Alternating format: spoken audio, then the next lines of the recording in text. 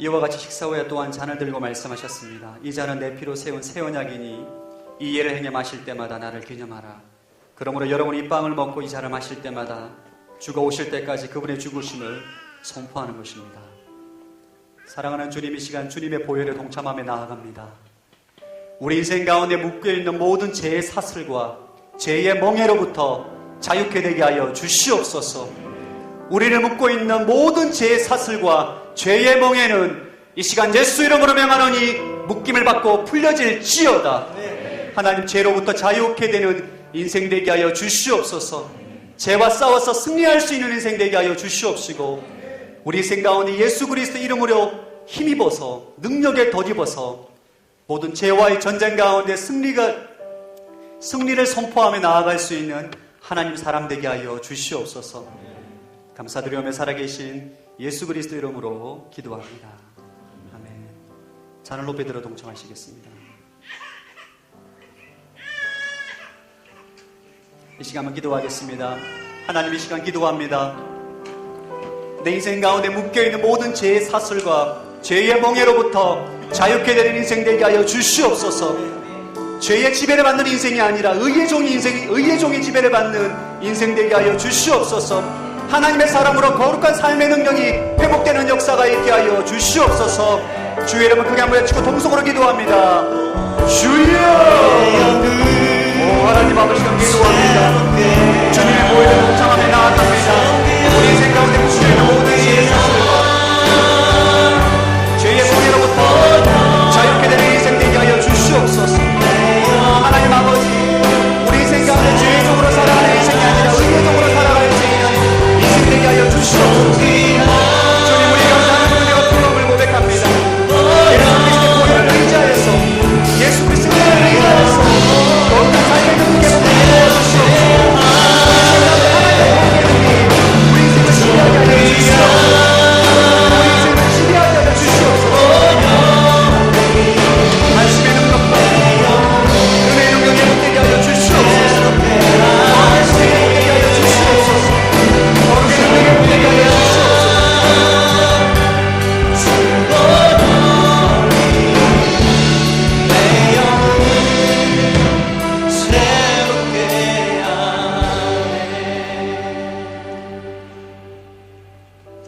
사랑하는 주님, 예수 그리스도의 보혈로 인하여서 우리 인생을 묶고 있는 모든 죄의 사슬이 끊어지는 역사가 있게 하여 주시옵소서.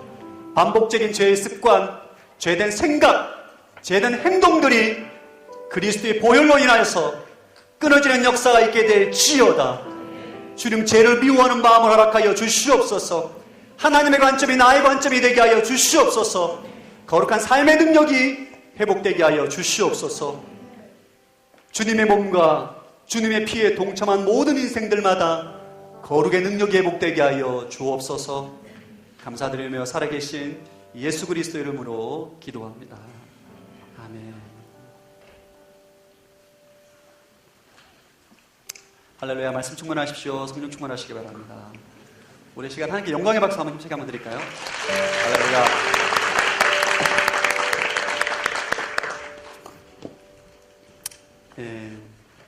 날씨가 너무너무 좋습니다. 여러분, 오늘 수면 마실 때 벚꽃놀이 하시면 좋을 것 같아요.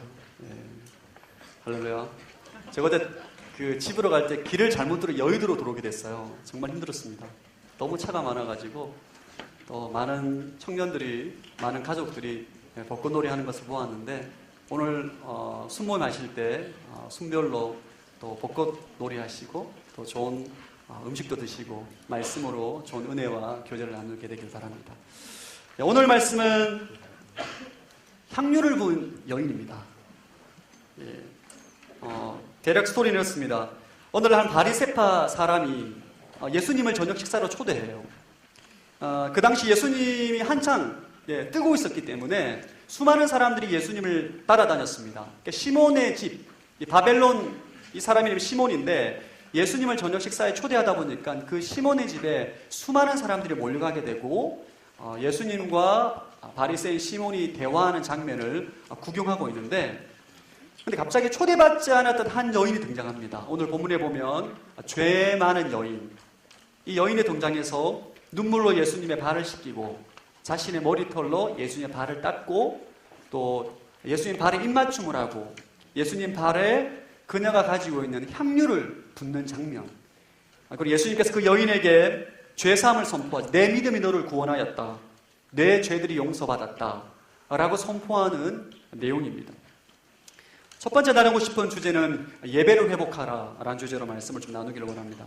우리 36절과 37절 한번 읽어보겠습니다. 시작.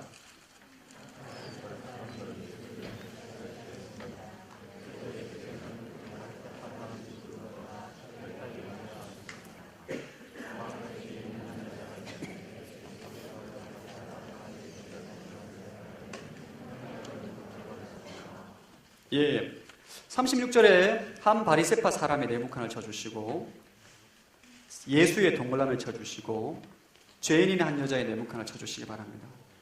오늘 본문을 하나의 어떤 연극으로 구성을 한다면 세 명의 주연이 나옵니다. 한 사람은 바리새인, 한 사람은 예수님, 한 사람은 한 여인입니다. 예수님 우리가 너무 잘 알고 있기 때문에 두 사람을 좀 살펴보기를 원합니다. 예수님을 저녁 식사에 초대한 바리새파 사람은 어떤 사람인가? 그의 이름은 시몬입니다. 시몬. 그 당시 여러분이 사복음서를 잘 알고 있기 때문에 바리새파 대부분의 사람들이 예수님에 대해서 적대적인 사람들이었습니다. 예수님을 어떻게 하면 죽일까? 어떻게 하면 예수님의 능력을 깎아내릴까? 그에게 모욕을 줄까? 사람들의 인기를 떨어뜨리게 할까? 이것에 대한 생각이 많았던 사람이거든요.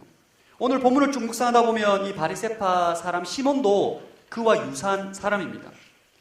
본문을 깊이 묵상하다 보면 이 시몬이 예수님이 좋아서 초대한 게 아니에요.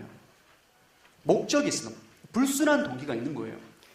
예수님을 그 당시 뜨거운 핫 이슈를 몰고 다니 예수님을 초대해서 자신이 굉장히 유명한 사람이다, 자신의 의를 드러내고 싶었던 거죠. 왜 그가 예수님에 대한 호의적인 감정이 없었는가? 그 근거가 44절부터 46절에 나오는데, 그 시대에는 어떤 사람을 식사에 초대하든 그 집에 초대하게 되면 세 가지 기본 예의가 있습니다. 첫 번째 뭐냐면 손님이 오면 발 씻는 물을 줍니다. 그 당시에 신발은 우리로 말하면 샌들입니다. 샌들, 슬리퍼. 샌들이기 때문에 그 중동 지역의 날씨가 굉장히 건조하고 메말라 있기 때문에 발에 먼지가 묻고 흙이 묻거든요. 그래서 집 안에 들어올 때는 발에 묻은 먼지를 씻기 위해서 발 씻을 물을 주는 것이 기본적인 예의입니다. 이게 손님이라면. 두 번째 예의는 지금도 중동 지방에 가면 남자가 인사할 때까지 서로 허깅을 하고 입맞춤을 합니다. 좌측 볼, 오른쪽 볼. 제가 터키에 갔다 왔기 때문에 너무 잘 알아요. 터키 어느 집안에 신방을 했는데 저랑 나이는 동갑인데 한 60대 보이는 아저씨가 계셨어요. 그분이 저를 이렇게 반갑게 안아주시면서 입맞춤을 합니다. 근데 이 바리새파 사람 시몬이 예수님에게 입맞춤도 하지 않습니다. 세 번째 기본 예의는 뭐냐면 그 나라가 굉장히 날씨가 건조하기 때문에 머리가 정전기가 많이 일어나요. 그래서 올리브 기름을 머리에 부어서 머리를 정돈하게 하는, 이것이 대개 일반적인 손님이 오면, 누군가 식사를 오든지 놀러 오든지 손님이 오면 발 씻을 물과 입맞춤과 기름을 줍니다. 근데 이 바리새파 사람 시몬이 예수님에게 아무것도 하지 않습니다. 발 씻을 물도 내어주지도 않고 입맞춤도 하지 않고 기름도 주지 않는 거예요. 이것은 예수님을 존중하지 않는 거죠. 기본 예의가 없는 것입니다. 반갑게 환영한 것이 아니라 어떤 불순한 동기를 가지고 예수님을 초대했다는 것을 우리가 말씀을 통해서 확인할 수가 있습니다. 이 죄인인 여자는 어떤 여자인가? 이 여자는 성경에서 여자를 보고 죄인이라 하는 말은 창녀 또는 성적인 타락으로 죄를 지은 여자입니다. 오늘 본문은 여러 자료를 참조해보면 유대인 창녀였다 라고 많이 말을 합니다. 이 여자는 시몬이 그 여자가 들어왔을 때 한눈에 그 여자가 죄인임을 알아봅니다. 이 말은 뭐냐 하면 동네에 이 여자가 성적으로 타락했다는 것이 온 동네 소문난 거예요. 온 동네에 그 여인이 성적인 죄를 지었다는 것을 모르는 사람이 없을 정도로 굉장히 사람들에게 이 죄를 들켜버린 여자입니다. 이 여자가 왔을 때 이 시몬이 바로 알아보는 거예요. 이 여자가 오늘 본문에 보면 예수님에게 이상한 행동을 합니다. 우리가 보기에도. 여러분 생각해 보십시오. 이 유대 시대 때 저녁 식사를 하게 되면 우리처럼 테이블에 앉아서 밥을 먹는 것이 아니라 낮은 테이블이 있고 원을 그리는 소파가 있는데 이렇게 누워서 밥을 먹어요. 누워서 이렇게 밥을 먹는 거예요. 다리를 쭉 뻗어서. 하려고 이해가 되시죠? 이렇게 쭉 뻗어서 예수님 발이 있는 거죠. 그때 예수님이 식사를 드시면서 시몬과 대화를 하고 있는데 여러 율법에 관련된 얘기를 했겠죠. 대화를 하고 있는데 이 여인이 가서 눈물로 예수님의 발을 막 이렇게 적시고 머리를 막 해가지고 발을 막 닦죠. 닦고 입맞춤을 하는 거죠. 그리고 뭐예요? 향유를 부어요. 향유를 발에다가. 여러분 지금도 이런 현상을 보면 약간 좀 이렇게 미친 여자 같아 보이는 거죠. 그렇지 않나요? 이 당시 사회 여러분, 지금도 중동 지역에는 여자가 머리카락을 풀어 헤치는 것은 성적으로 문란하다고 봐요. 이 시대 사회에 머리카락을 풀어 헤치는 여자는 주로 창녀들입니다. 머리카락으로 남자들을 유혹하는 거죠. 이 여자가 성적인 부도덕으로 인해서 죄를 지은 과거가 있음에도 불구하고 사람들 앞에서 자신의 머리카락을 풀어 헤칩니다. 이 시대 사람들 보기엔 굉장히 이상한 거죠. 저 여자 또 왜 저러나. 용납할 수 없는 행동을 하고 있는 것이 오늘 본문이에요.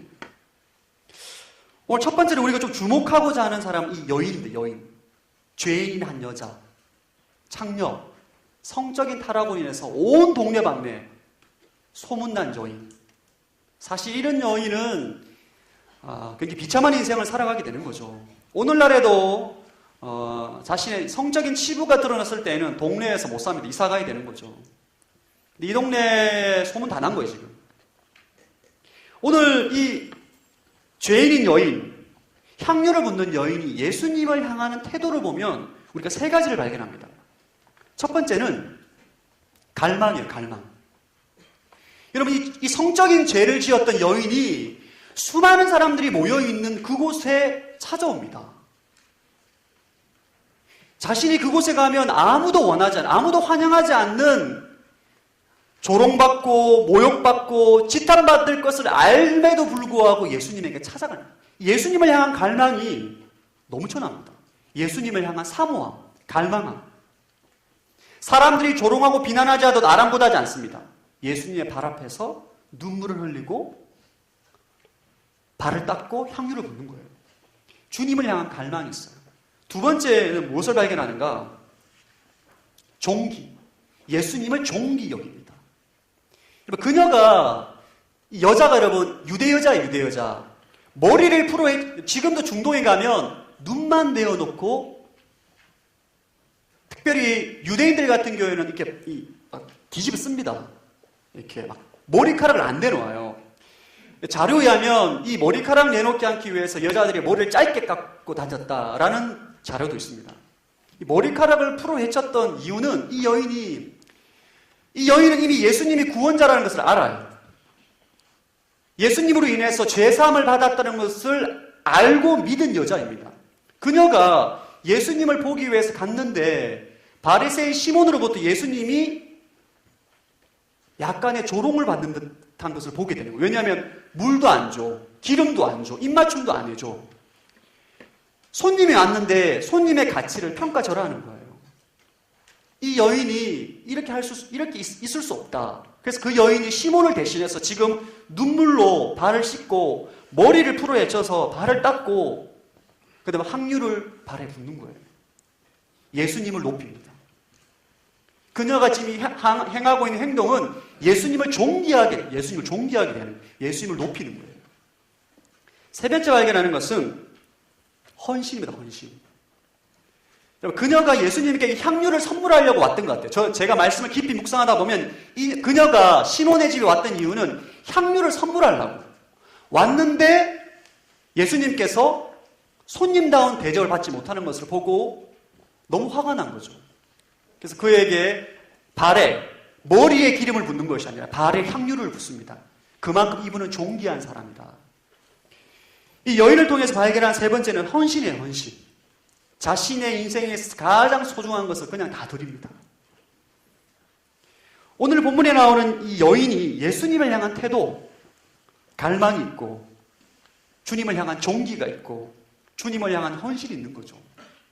이것을 한마디로 말하면 예배입니다. 예배. 주님을 예배하는 거예요. 살아계신 하나님, 구원자, 나의 더러운 죄를 해결해 주신 예수님에 대해서 예배하는 것이에요. 오늘날의 교회의 위기는 예배의 위기예요. 예배의 위기는 하나님께 예배를 드리는데, 주님께 예배를 드리는데 더 이상 주님이 갈망되지 않는 거예요. 주님을 높이는데, 주님을 영화롭게 하는 데에 관심이 없는 거예요. 주님께 내 것을 드리는데, 헌신하는 데에 주저하는 것. 예배의 위기입니다. 여러분, 형식적이고 습관적인 예배를 드리는 인생은 결국 망하게 돼 있어요. 저를 한번 따라해 주시기 바랍니다. 예배가 망하면 인생이 망한다. 제가 지난번에 한번 설교를 한 적이 있습니다. 예배가 망하면 인생이 망하는 거예요. 여러분은 지금 예수님께, 하나님께 예배를 드릴 때 어떤 태도로 예배를 드리고 계십니까? 하나님을 갈망하십니까? 여러분, 하나님을 갈망한다는 그 자체는 이 여인을 보십시오. 성적인 범죄로 인해서 동네에 소문이 다 났는데 대중 앞에 나타난 거예요. 조롱당해도 좋다. 나에게 중요한 것은 주님을 만나는 것이다. 저는 이런 마음이 여러분의 마음이 되길 축복합니다. 그리고 주님을 향해서 주님을 높이는데 내가 어떻게 욕을 먹든지 머리를 풀어 헤치든지 수치를 당하든지 조롱을 당하든지 상관없는 거예요. 하나님을 높이는 것이 내 인생의 목적인 거죠. 다윗이 마치 옷이 흘러내리는 것을 까먹고 하나님을 예배하는 것처럼 내가 수치를 당해도 괜찮다. 체면이 좀 무너져도 괜찮다. 나는 하나님이 영화롭게 된다면 내가 더 이상 바랄 것이 없다. 그런 마음으로 하나님께 예배를 드립니까? 그럼 예배를 드릴 때에는 내가 가지고 있는 가장 소중한 것을 드려야 돼요. 그럼 예배는 쇼가 아닙니다. 여러분이 CGV 가서 캡틴 아메리카 보는 것처럼 관람하는 것이 예배가 아니에요. 할렐루야. 캡틴 아메리카 보고 싶습니다. 못 봤어요.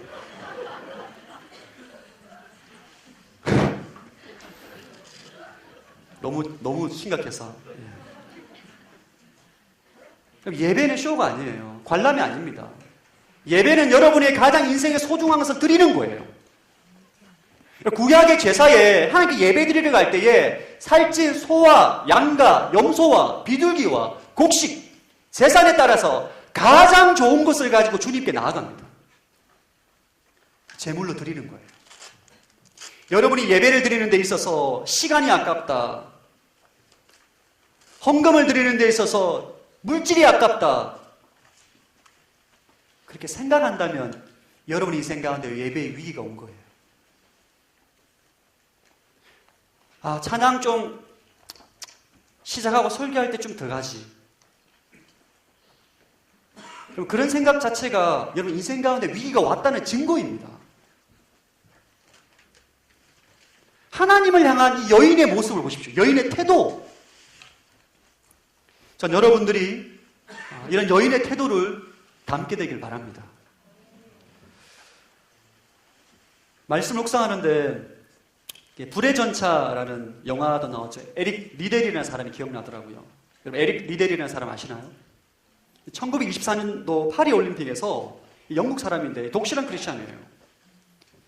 세계 신기록 보유자고 100m 달리기에 강력한 우승 후보였는데 그가 100m 지역 100m 예선이 주일날 딱 하게 돼요. 주일날. 그래서 그가 4년 동안 피땀 흘려서 고생하고 연습하고 노력했던 100m를 포기합니다. 이유는 나에겐 주님이 더 소중하다. 그가 그것을 포기하고 400m에 처음으로 출전하게 돼요. 여러분 100m 선수와 400m 선수는 근육이 틀립니다. 올림픽 보셨죠? 100m 장단지가 이렇잖아요. 400m는 4분의 1 정도? 믿거나 말거나입니다. 근데 에릭 리델이 금메달을 따요. 그리고 그가 간절히 소원하던 중국 선교사라고 합니다.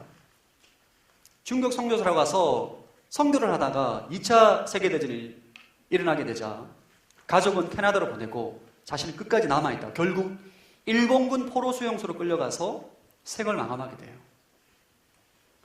우리가 에릭 리델을 보더라도, 향유 여인을 보더라도 예배는 어떤 것인가? 예배는 내가 가지고 있는 내 인생의 가장 소중한 것을 주님께 드리는 거예요. 여러분, 예배는 자신의 가장 소중한 것은 아낌없이 낭비하는 것입니다. 그것이 예배예요. 전 여러분들 가운데 이런 예배의 영성이 회복되기를 축복합니다. 예배를 드릴 때에 이 향유 여인을 기억해야 돼요.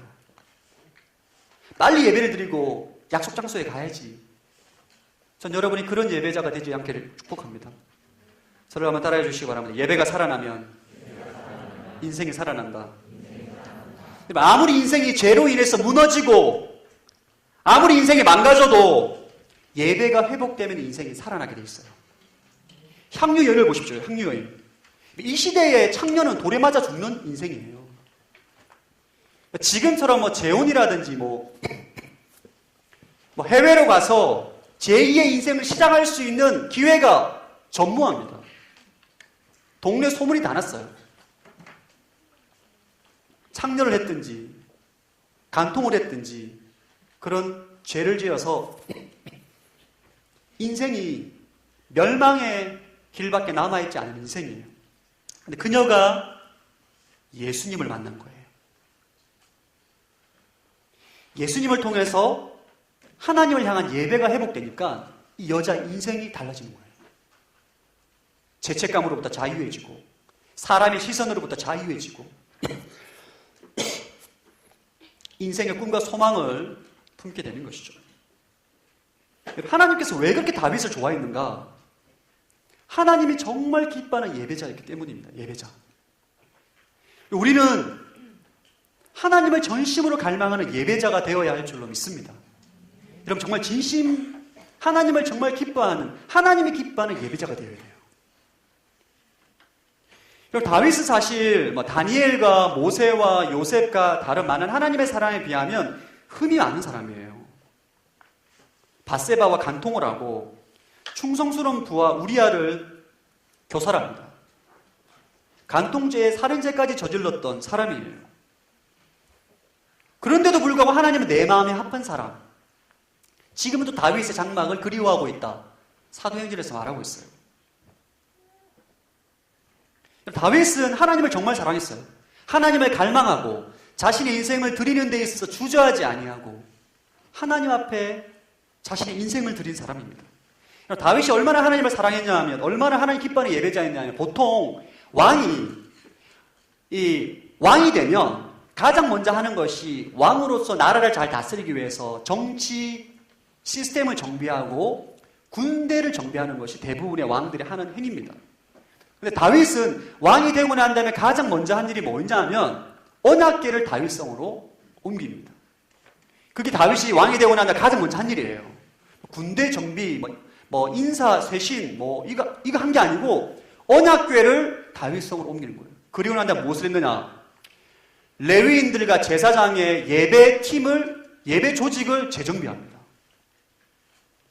사울 시대 때 엉망으로 무너져버린 예배팀과 성가대와 제사장들과 예배팀들을 완벽하게 재정비해요. 예배드리는 스태프들만 해도 몇만 명이 될 정도로 24시간 하나님이 예배드릴 수 있도록 예배 시스템을 만들어버립니다. 이 예배 시스템은 예수님 시대까지 와요.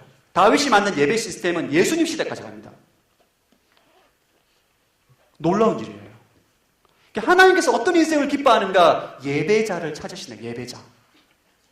향유 여인처럼 하나님을 갈망하고 자신의 인생을 드리며 주님을 높이는데 주님의 영광을 드러내는데 관심을 가지고 있는 사람을 찾으신다는 거예요. 다윗도 왕이 되고 난 다음에 하나님의 성전을 짓기를 갈망합니다. 하나님이 이렇게 누추한 곳에 있으면 안 된다. 하나님은 내가 이렇게 좋은 궁에 살고 있는데 하나님은 좋은 곳에 머물러야 된다라고 성전을 짓기를 갈망해요. 이것이 바로 예배자입니다. 근데 문제는, 오늘날 문제는 하나님을 예배하는데 감동도 없고, 눈물도 없고, 갈망도 없고, 하나님을 높이는데 은혜도 없고, 내 것을 드리는 것에 주저한다는 것이 문제예요. 예배가 더 이상 속된 말로 재미도 없고 은혜가 안 된다는 거예요.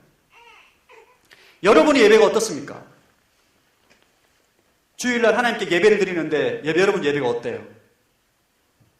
설교가 잠이 옵니까? 여러분, 예배에 잠이 온다는 것은, 예배가 지루하다는 것은 하나님에 대한 기대감이 없는 거예요. 데이트할 때 상대방 이성에 관심이 없으면 잠이 옵니다. 제가 경험했어요. 소개팅하다 졸았습니다. 굉장히 욕먹었습니다. 너는 사람도 아니다. 소개팅 주선한 형한테 정말 많이 야단 맞았어요. 하나님에 대한 기대가 없으면 예배가 지루한 거예요.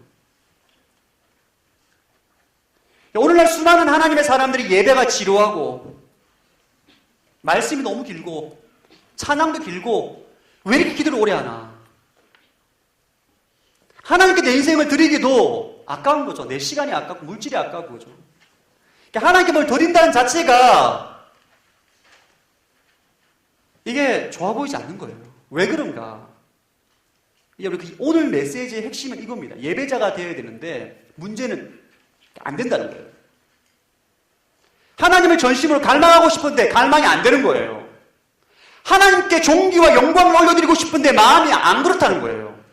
하나님께 내 인생과 시간과 물질과 인생을 드리고 싶은데 헌신할 수 없다는 거예요. 헌신 못하겠다는 거예요.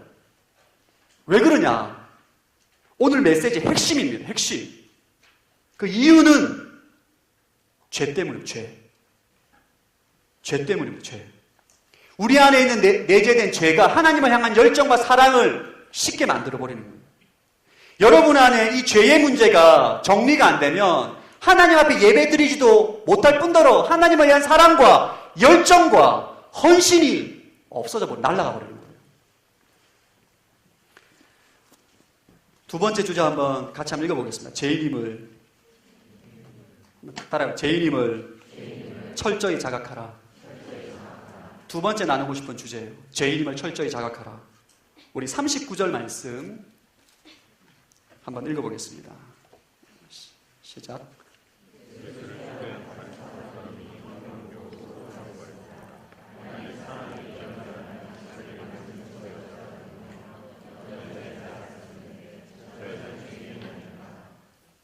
예, 시몬이 하나님께, 예수님께 경배하고 예배하는 그 여인을 보고 뭐라 말하냐 하면 저 여인은 죄인이 아닌가 줄을 한번 그어주시기 바랍니다. 예수님을 전심으로 경배하고 예배하는 인생을 보고 저 여자 죄인이잖아. 또 다른 말로 저 여자 왜 저러나? 비난하고 비판하는 거죠. 음탕한 여자인데 어쩔 수 없구나. 대중 앞에서도 저런 짓을 행하는구나. 비난하고 있는 것입니다. 바리새인 이 시몬은 그 마음 가운데 그 여인을 비난하고 정죄합니다. 오늘 예수님께서 바리새인 시몬에게 하는 말, 우리에게 주시는 메시지인 줄로 믿습니다. 하나님을 전심으로 예배하고 향유 여인과 같이 인생을 드리고 헌신하고자 하는데 그렇게 못하고 헌신하는 인생을 비난하는 인생들에게 우리가 뭐라 말하느냐? 죄의 문제에 대해서입니다. 죄. 여러분, 성경은, 이 복음은 죄의 문제를 말하지 않고서는 절대 복음에 대해서 말할 수 없습니다. 죄의 문제를 말하지 않고서는 예수님의 은혜를 말할 수 없는 거예요. 예수님은 시몬의 마음을 아시고 그 가운데 죄된 것을 보시고 한 가지 비유를 드는데 바로 500데나리온, 50데나리온 비유입니다. 우리 41절, 42절 한번 읽어보겠습니다. 시작.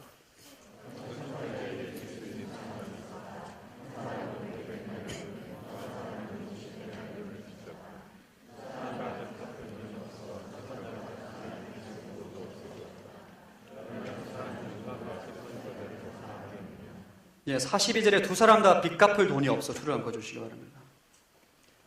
한 사람은 500데나리온, 1데나리온은 하루 일꾼의 품삯입니다. 5만 원으로 하면 500데나리온은 2,500만 원 정도. 50데나리온은 250만 원. 이 두 사람 다 빚을 졌는데 둘 다 빚 갚을 능력이 안 됐다는 거예요. 채권자가 근데 그들의 빚을 다 없애주었어요. 채권자는 하나님을 의미하는 것이고 채무자는 인간을 의미합니다. 이 메시지의 핵심이 뭐냐면 인간은 다 죄인이라는 거예요. 시몬아, 네가 보고 있는 그 향유 여인도 죄인이지만 너도 죄인이다. 이걸 말하는 겁니다. 오늘 본문에 나오는 이 바리새파 시몬과 향유 여인의 차이점은 바리새인은 자신이 의인이라고 생각하는 죄인이에요. 인간은 다 죄인인데 이 바리새인은 자신이 의인이라고 생각하는 거예요. 향유 여인은 자신이 죄인이라고 자각하는 죄인입니다. 이 땅의 인생은, 이 땅 인간 딱 이 두 종류예요. 더 이상 다른 종류 없습니다. 다 죄인인데 내가 죄인임을 자각하고 하나님께 은혜와 자비를 구하는 인생, 또 다른 인생은 죄인인데 나는 죄가 없다. 나는 의인이다. 나는 잘 살고 있다. 라고 착각하는 인생으로 나눠지게 돼요. 오늘날 수많은 그리스도인들 가운데 이 바리새파 시몬처럼 자신이 의인이다. 잘 살아가고 있다. 라고 생각합니다. 물론 말로는 그렇게 하지 않죠. 언제 그것이 드러나느냐? 다른 사람의 죄와 허물을 비난하고 판단할 때 드러나는 거죠. 다른 사람을 비판하고 판단하는 것은 나는 그렇지 않다는 거거든요. 오늘날 교회에 보면 대부분의 싸움이 네가 잘못했다는 거예요. 네가 잘못했다는 거예요. 네가 죄졌다는 거예요. 네가 실수했다는 거예요. 네가 허물이 있다는 거예요. 다른 말로는 나는 깨끗하는 거예요. 깨끗하다는 거죠. 우리 인생은 죄가 드러나느냐 드러나지 않느냐의 차이입니다. 신문에 나오는 모든 악한 죄들은 죄가 드러난 것뿐이에요. 저와 여러분은 죄가 드러나지 않았을 뿐입니다. 이 향유 여인은 음란한 죄가 육체 밖으로 드러난 것뿐이에요. 다른 사람들은 드러나지 않는 거죠. 오늘 본문에 나오는 바리새인은 예수님을 보아도 감흥도 없고 눈물도 없고 호의적으로 대하지도 않고 예수님이 누군지 모릅니다. 바리새인과 같은 인생은